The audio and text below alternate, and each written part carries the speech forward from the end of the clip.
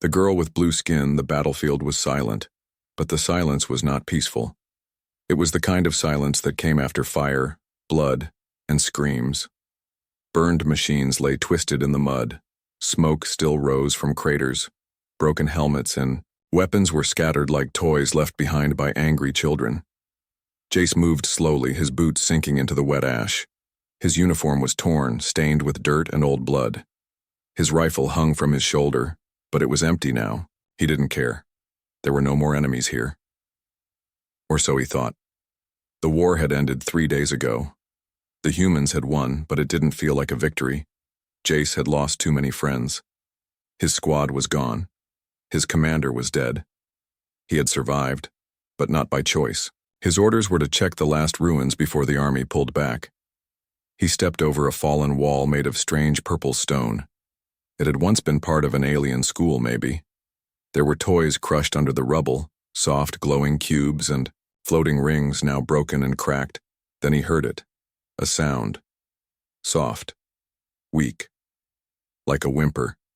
Jace froze. He raised his weapon out of habit, even though it had no bullets. The sound came again. From beneath a pile of metal beams near a broken staircase. It was not the sound of a soldier, it was not a growl or a shout, it was a child. Jace moved carefully. He pushed the metal aside with his hands. The edges were sharp and cut into his palms. He ignored the pain. And then he saw her. A small figure curled into a tight ball. Blue skin, glowing faintly. Long black hair full of dust. Her body shook as she tried to breathe. Her eyes were closed tight. She looked like she hadn't eaten in days. An alien. A young one. She was maybe 8 or 9 years old in human terms, no older than his sister back home. His orders were clear. Any alien found in the area must be reported. No one was to be trusted, even the young ones. They said some alien children could control machines with their minds. Others were trained to be spies, but Jace didn't see an enemy. He saw a scared girl. He looked around. No one was there. The war was over. No one would know. He dropped his weapon and knelt beside her. "Hey," he said gently. "You're safe now. I won't hurt you."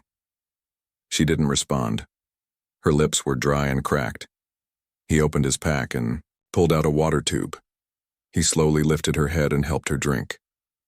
At first she pulled back, afraid. But then she drank.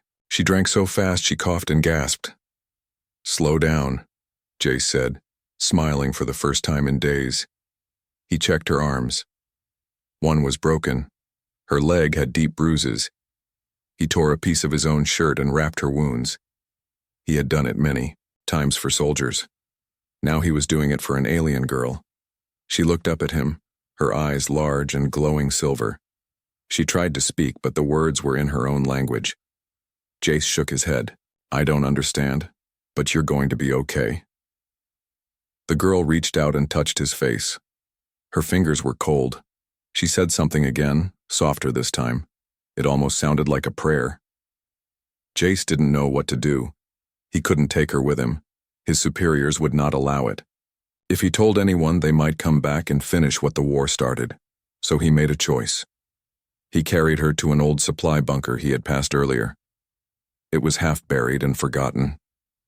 Inside, there was enough food and water for a week. He placed her gently on a soft blanket and left her with everything he could spare. "Stay here," he said. "Someone will find you. Someone better than me." She looked at him, her eyes wide with confusion. He stood up, took one last look, and left. He never told anyone. Never returned. Years passed. And then, one night, long after he had left the army, and started living a quiet life in the hills, he heard something outside his cabin, a strange hum. He walked out, expecting a lost drone or maybe a visitor. But what he saw made his heart stop. A sleek alien ship floated just above the ground, and from it a tall figure stepped out. Her skin was blue, her eyes glowed silver, and this time she wasn't weak. She was strong, and she had soldiers behind her. She pointed at him and said just 2 words. "Kneel, human." The blue commander, Jace, didn't move. His mind couldn't keep up with what his eyes were seeing. The girl he had once rescued, broken, bruised, barely breathing, now stood before him like a queen of fire and steel. Her blue skin shimmered under the lights of her ship. Her armor looked grown from crystal and bone. A black crest rested on her chest, the mark of a war leader in many alien cultures. But it wasn't just her. Behind her stood two tall alien guards. Both wore black armor with glowing red lines. Their faces were hidden behind masks. They didn't blink. They didn't breathe loud. They looked like executioners. Jace took a step back. "Leary, is that you?" Her silver eyes narrowed. "You will kneel." The voice. It was her voice. Soft, but sharp like a blade. Years ago she had spoken, in a language he didn't know. Now she spoke fluent English, and every word felt heavier than stone. Jace tried to understand. What is this?" Leary stepped forward. The guards didn't move, but Jace could feel the tension in the air thicken. The ship behind them hissed as if alive. Something was watching from the shadows inside. "You saved me once," she said. "But your kind destroyed my people." Jace felt anger rising in his chest. "I disobeyed orders to keep you alive. Don't act like I was one of the butchers. And yet you walked away," she snapped. "You left me alone, you never came back. They found me days later, my body broken. My mind changed." Jace looked down. He had thought about her every night for years. He had wondered if she survived, if someone helped her after him. He had prayed that his small act of mercy had made a difference. "I couldn't stay," he said quietly. "Your people would have killed me. My people would have killed you." She stared at him for a long moment, her lips pressed into a hard line. "My people did worse," she said finally. Jace looked into her eyes and saw pain. Not just the pain of war, but of betrayal, punishment, and loneliness. Something had happened to her after he left. Something terrible. He stepped forward. "Then why are you here now? With guards? With threats?" "Because I need you," she said coldly, "and because if I don't bring you to them, they will erase everything I've built." Jace was confused. "Bring me to who?" "The Core Council," she replied. "The last rulers of our kind. They are rebuilding. They are gathering strength. They believe humanity must kneel before them, and they believe you are the key." Jace's breath caught in his throat. "Why me?" "Because of what you did," she said. "Because a human spared a child. Because stories spread. Because myths were born. And those myths are now a threat to the Council's control." He couldn't believe what he was hearing.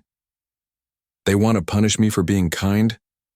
They want to kill you to erase the story," Leary said. "But I made a deal. I convinced them to let me bring you instead, alive." Jace turned away, the wind brushing past his face. The forest around his cabin seemed too quiet now. The birds were gone. Even the crickets had gone still. "So what happens if I refuse?" he asked. She hesitated. "Then they will come, and they will not ask nicely." The taller guard behind her stepped forward and spoke in a deep, harsh voice. "The deal has limits, Commander. He must decide now, or we end this here." Leary raised a hand, stopping the guard. "You have until dawn," she told Jace. "Then we leave. Or we bury you." She turned and walked back toward her ship. Her guards followed her silently. Before entering, she looked over her shoulder. "You were my hope once," she said softly. "Don't make me turn you into my regret." The ship door closed behind her and the hum of its engines faded. Jace stood in the middle of the field, his fist clenched. Everything he had left behind, the war, the memories, the pain, had just returned in the shape of a girl he once saved. Now she was a weapon, and he was her target. He didn't sleep that night. He sat by the window, rifle on the table, heart heavy with doubt. When the first light of morning touched the trees, he made his choice. But before he could step outside, he noticed something wrong. The water bottle on the table was tipped over, and beside it, a drop of glowing blue liquid. His vision blurred, his legs grew weak. And then, the world turned dark. The secret pact. When Jace opened his eyes, everything was cold. His head throbbed. His body felt heavy like he had been trapped under ice. Above him, strange blue lights blinked. The ceiling was metal, smooth, dark, and alive with quiet humming. He tried to sit up, but his wrists were locked. Metal cuffs held him to a curved table. His legs were strapped down. A thin cable ran into his arm. Panic shot through him. He had been taken. The memory came back. The water bottle, the blue drop, the dizziness. Someone had drugged him, not with painkillers, but with something alien. His mind raced. Was this Leary's doing? Had she lied? Had she betrayed him after all? Just then, the door slid open. Leary stepped in, alone. No guards, no weapons in her hands, but her face was unreadable, calm, cold, and distant like the stars outside the ship. What is this? Jace growled. You said I had until dawn. I lied, she replied simply. They forced my hand. So you poisoned me? No, she said, walking closer. I saved you. She placed a hand on the console. The cuffs clicked and opened. Jace sat up slowly, rubbing his wrists. Then why tie me down? Because I didn't want you to die. He stared at her, breathing hard. What are you talking about? He asked. Leary moved to the wall and touched a panel. A screen lit up. It showed a medical scan. His body, glowing in red and green lines. You were targeted, she said. Last night, one of the guards, not mine, slipped a slow toxin into your water. It would have killed you in your sleep. Silent, painless, clean. Jace froze. But you said... I know what I said, Leary interrupted. I begged for time. They didn't wait. So I acted first. I told them I would bring you in unconscious. That way they wouldn't send more assassins. Jace felt the weight of her words settle like a mountain on his chest. So I'm still your prisoner, he muttered. No, she said quietly. You're my partner. He looked at her sharply. Leary's voice dropped low. I lied to them, not to you. She sat down across from him, her eyes shining under the ship's pale lights. Listen to me, she said. They want to erase what you did for me. Because your act of mercy threatens their power. They've built their rule on hate. Hate for humans. Hate for weakness. If the people hear the real story, if they believe a human once spared one of us, it changes everything. Jace crossed his arms. So you want me to talk? Tell my side? To who? To the Shadow Court, Leary said. A secret gathering of leaders and rebels. Some are still loyal to peace. If you speak, they will protect you. And maybe together we can tear down the ones who tried to kill both of us. Jace studied her face. You're gambling everything, he said. Your name, your rank, your life. I already lost all of it the moment I came here, she said. Silence filled the room. Finally, Jace nodded once. What do you need me to do? Leary stood and walked to a panel. It opened to reveal a strange device, a circular ring glowing with faint symbols. Step in, she said. This will scan your memories. It will pull the truth directly from your thoughts. It will make your story unbreakable. Jace hesitated. You sure this won't fry my brain? Only a little, she said with a rare smile. He smirked, then stepped inside. As soon as he did, the machine lit up. Soft waves of energy passed through his head. Images filled the screen beside Leary. The battlefield, the broken school, the blue-skinned girl under the rubble, the warmth of his jacket wrapped around her. He saw his younger self again, kneeling with a canteen, whispering soft words. He saw her little hand reaching for his face. And then, silence. The machine powered down. Leary wiped her eyes. She hadn't realized she was crying. "You were just a boy," she whispered. "And you were just a girl," Jace replied. She nodded, then turned to a new screen. She sent the recording to a secret location. "It's done," she said. "We meet the Shadow Court in 3 days. Until then, we hide." "Where?" Before she could answer, the ship's alarms blared. A voice screamed through the speakers in alien tongue. Leary's face went pale. "They've found us." Jace grabbed his gear. "You said we had 3 days." "We don't," Leary said, pulling him toward the exit. "They never intended to wait. They're coming to erase both of us into night." Outside, lights filled the sky. Ships. Hundreds of them. Descending like silent wolves. The escape. The sky was burning. Jace stood frozen as alien ships broke through the clouds like thunder. They came in tight formations, wings spread wide, light, beams scanning the ground like angry gods searching for prey. Each ship moved with deadly purpose. "How did they find us?" Jace shouted, running beside Leary through the narrow corridor of the ship. "Someone betrayed me," she said, her voice sharp. "Maybe a council spy on my own crew. Maybe one of the guards I left behind. It doesn't matter now. We must run." Sirens screamed across the ship's control deck. Emergency lights turned everything red. "Where's your crew?" Jace asked.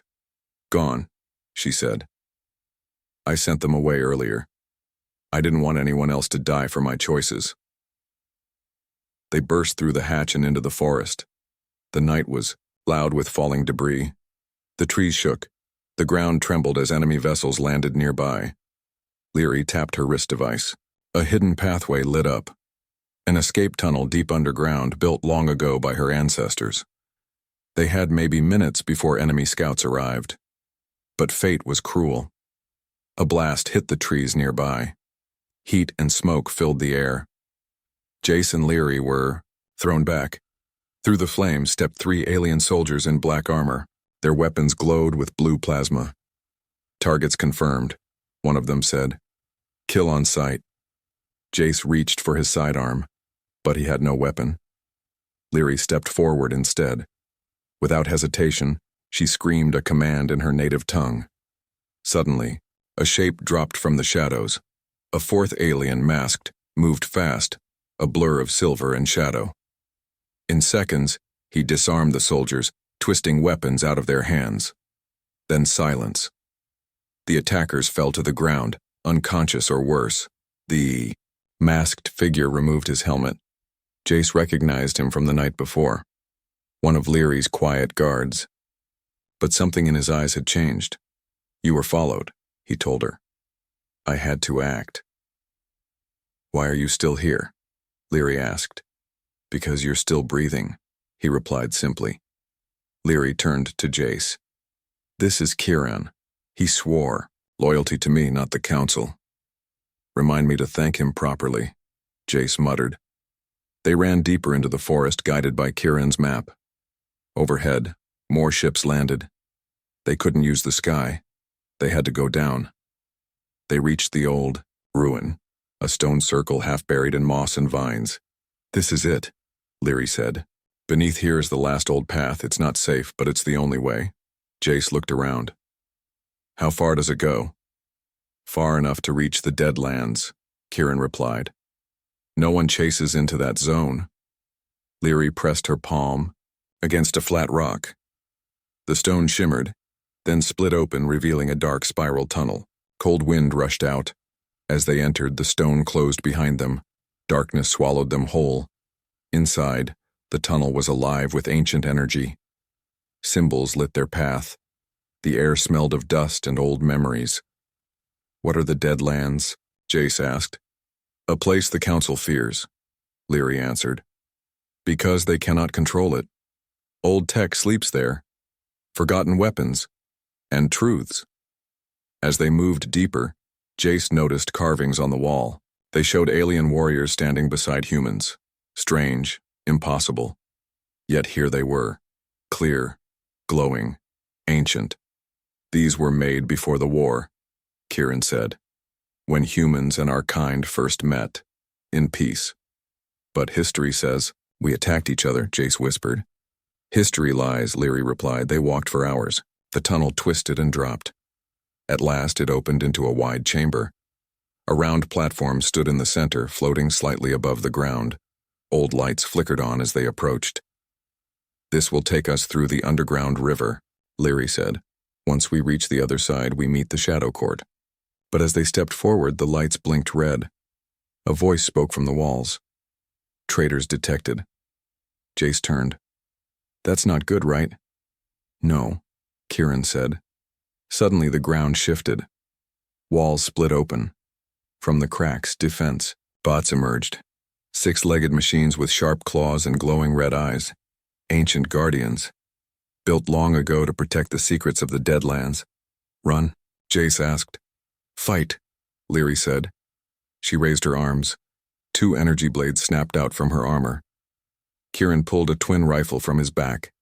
Jace grabbed a long pipe from the wall. Not much, but it would have to do. The machines charged. The battle in the chamber was fast and brutal. Sparks flew. Metal clashed. Jace fought like the soldier he used to be, moving between bots, dodging their strikes, using his instincts and raw strength. Leary moved like a shadow, her blades slicing through steel. Kieran covered them with expert shots, disabling limbs, cracking armor. In the chaos, one bot leaped for Jace. He fell back and felt the edge of the platform under him. He grabbed the bot and twisted, falling with it off the edge. He hit something hard, then everything went black. Alien skies, human heart. Jace opened his eyes slowly. Everything was glowing. He wasn't dead. Not yet. Above him, strange green lights swirled in the sky. But it wasn't the real sky. It was a dome, glass-like and cracked, with stars showing through the gaps. He lay on soft moss surrounded by ruins of an alien city buried deep beneath the surface. His head throbbed. His ribs hurt. But he was alive. And he wasn't alone. Leary knelt beside him, her face pale and her armor cracked. Blood, dark blue and shining, ran down her shoulder. You idiot, she whispered. You could have died. Jace gave a weak grin. Guess I'm hard to kill. She didn't smile back. She looked angry and scared. The bot exploded after it hit the ground, she said. I thought you were gone. Almost, he replied. But something broke our fall. She helped him sit up. Nearby, Kieran stood watching. His cloak was torn and his rifle was melted from the battle, but he still stood tall, alert, always guarding. What is this place? Jace asked. Leary looked around. A lost city, buried centuries ago. Some say it was the last place where humans and our kind stood together. Then why is it hidden? Because peace didn't last, she said. And when war came, they buried everything that reminded them of it. Jace stood slowly, his legs unsteady. They walked deeper into the ruins. Ancient statues lined the streets. Some showed humans and aliens shaking hands. Others showed children of both species playing together. It felt unreal. I thought we were always enemies, Jace said. That's what the council teaches, Leary replied. But truth has many faces, most of them get silenced. A sudden sound echoed. Footsteps. They ducked behind a pillar. Two figures appeared, cloaked in silver with glowing staffs. Leary whispered, Shadow Court agents. We're here. The agents lowered their hoods. They weren't soldiers. They were old, wise-looking, with deep lines on their faces and strange tattoos on their skin. One was alien. The other, a human woman, gray-haired and sharp-eyed. You brought him, the woman said to Leary. We doubted you would. He almost died getting here, Leary answered. The older alien nodded. Then his words carry blood. That will make them harder to deny.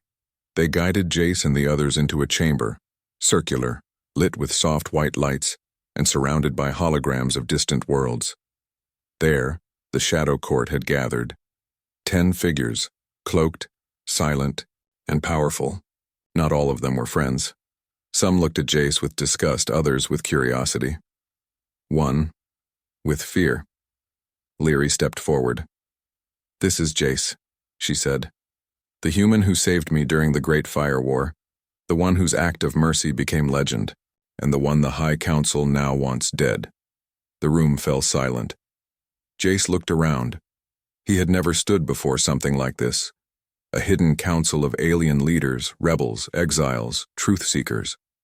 And now, they were listening to him. "Speak," said the oldest one. "Tell us why you did it." Jace took a deep breath. "Because she was just a child," he said, "and no war should ever make you forget that." He told them everything, how he found her, how he broke orders to save her, how he hid her, how he left, hoping someone better would protect her. He told them of the betrayal, the attack on his home, the ship, the poison. He told them how Leary had risked everything to bring him here. When he finished, no one clapped, no one cheered, but the silence was different now. He could feel it, a shift. Then a voice spoke from the shadows, cold, sharp, and familiar. "How touching," it said. "But stories mean nothing without proof." A figure stepped out, an alien general in gold armor, tall, proud, cruel. Leary's eyes widened. General Valor. Jace remembered the name. The butcher of the ice moons. The one who said mercy was weakness. "This is the human you defend?" Valor sneered. "This weak creature who ran from battle and cries over children? He saved." "Your future commander," Kieran growled. "He polluted her," Valor spat. "Filled her head with human softness, and now she spreads it like a disease." He turned to the court. "If you let this human live, you give the enemy a voice. Is that what you want?" Before anyone could answer, a deep chime echoed through the room. A recording appeared. The memory scan Leary had taken.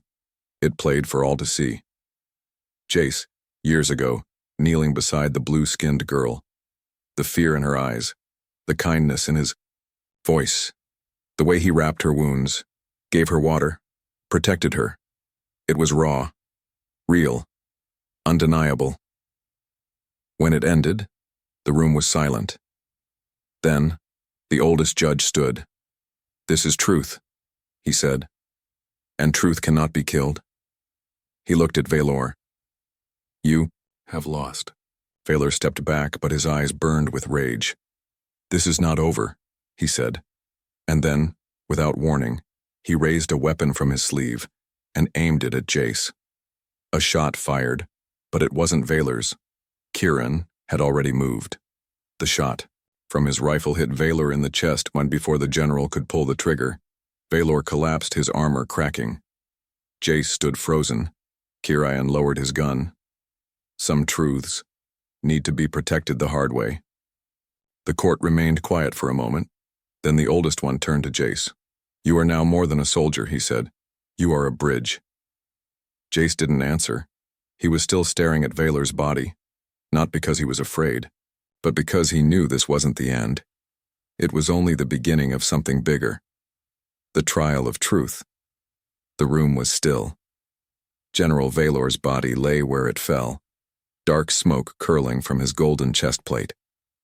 The silence that followed wasn't peace, it was the breath before a storm. Jace didn't move, neither did Leary. The Shadow Court had seen everything. The memory scan, the attempted assassination, the truth. And now they had to decide what came next. The eldest counselor stepped forward, cloak flowing behind him. His eyes were dark and deep, like they had seen too many wars. "This court has witnessed the truth," he said. "But truth alone is not enough. Not in a galaxy where fear controls history." He turned to Jace. "You must speak it again. Not to us. To the people. In your voice. In their language. No recordings. No edits." Jace felt a chill. "You want me to speak to your entire empire?" "Yes," the counselor said. "In 12 hours we will open the ancient broadcast system. Your words will reach every planet under council rule. They will hear what mercy sounds like, from the mouth of a human." Leary stepped forward. "They'll try to stop us." "They already are," the woman from earlier said. "Spies have infiltrated the lower tunnels. Ships are circling above. They know they've lost control of the narrative. And now they want to crush the speaker before the message spreads. Kieran glanced at Jace. You sure you're ready for this? Jace didn't answer right away. He was just a man, a soldier. He didn't ask for this. But now, too many had died. Too many lies had lived. I'm ready, he said. The next hours passed like a blur. The court led Jace and the others through. Ancient halls hidden under the ruins. Old machines flickered to life. Broadcast towers powered by cores older than any war. Some of them sparked and coughed, unused for centuries. Leary guided Jace to the center of a glowing platform. It pulsed under his feet. Above him a screen showed star systems, planets, moons. Each of them would soon hear his voice. He took a breath. And then, it began. His face appeared on 1,000 worlds, from mining colonies to noble palaces, from spaceports to jungle villages. Everyone saw the same image, a human with tired eyes, standing under ancient alien light. His voice echoed across galaxies. My name is Jace. I'm not a hero, I'm not a leader. I was just a soldier. I followed orders, until one day, I didn't. He told the story again. But this time, with no machine pulling memories, just his own words. He spoke of the girl in the rubble, the decision to save her, the fear, the doubt, the silence that followed. He spoke of how she had become a leader, how she came back not as a weapon but as a warning. We were told to fear each other, he said. But when I looked at her, I didn't see an enemy. I saw someone who didn't deserve to die. Across the stars, people listened. In some places, guards tried to shut down the signal, but the old tech was too deep, too pure. It ran through roots no one had touched in years. In one city, a child with blue skin watched the screen and whispered, "He looks like my dream." In another, a human miner wiped a tear from his cheek. Even on warships, the broadcast froze systems, forcing commanders to listen. When Jace finished, he said one final line. Mercy is not weakness. It's the beginning of strength. Then the screen went black. The silence after the speech was louder than war. The court chamber was still, until a voice shattered it. Incoming strike detected. It was Kieran. Everyone turned toward the wall. Screen, a giant fleet was moving, not slow, not careful, but in full attack formation. A direct assault. The council had declared war on the court, and on Jace. They're sending dreadnoughts, Kieran said. They want to wipe out this place, burn the truth before it grows. Leary clenched her fists. Then we fight. We can't win, the elder warned. Not in open battle. Then we scatter, Leary said. We take the message and run. Plant it everywhere. Let it spread like fire. Jace looked around. Where's the original memory scan? He asked.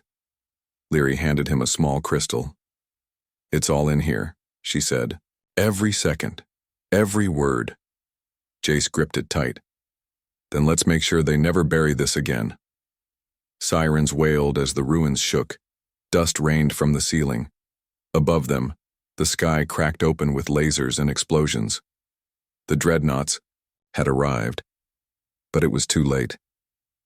Jace and Leary, with Kieran and 2 others, boarded an old runner ship hidden beneath the floor. It lifted off just as the first bomb hit the outer wall. The chamber vanished in fire, but the ship flew fast, cutting through enemy lines. Inside, Jace watched through the window as a wave of light swallowed the ruins. But he wasn't afraid. The story was alive now, and stories, real ones, don't die easily. Kneel for the last time. The stars outside the runner ship burned like quiet witnesses. Jace stood near the window, the memory crystal still in his hand. It felt warm, like it carried not just data but something alive, something true. Behind him, Leary was bleeding again. She hid it, like always. But Jace saw her shaking hand as she gripped the ship's console. Kieran flew the craft through broken space. Debris from the destroyed ruins still floated behind them. They had escaped, but only barely. They destroyed everything, Jace said, his voice low. They destroyed stone, Leary replied. Not the story. The broadcast had already gone out. Billions had heard it. Across the galaxy, people were whispering about the human who saved a blue girl, about the council that tried to erase the truth. Change had started, but now came the cost. Hours later, the ship landed on a cold moon deep in the outer belt. It was a forgotten place. Silent. Dead. But underground, hidden tunnels still pulsed with life. Old rebel networks, long buried but never erased. There the last free court met again, but this time, the room was larger. New faces had arrived, more species, more voices. Some were old enemies.